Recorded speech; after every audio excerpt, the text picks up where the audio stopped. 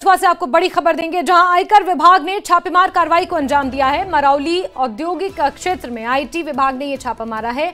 Nicer paper mills में कागजात खंगाले गए हैं। बड़ी खबर बता रहे हैं आपको, जहां आयकर विभाग ने इस छापेमार कार्रवाई को अंजाम दिया है। कठुआ में आयकर विभाग ने मरौली औद्योगिक क्षेत्र में छापा मारा है। नाइसर पेपर मिल्स में कागजात खंगाले गए हैं। इनकम टैक्स विभाग की टीम ने दबिश दी और पुलिस के कड़े पहरे के बीच नाइसर पेपर मिल्स में यह छापेमार कार्रवाई हुई है। कागजात खंगाले गए हैं।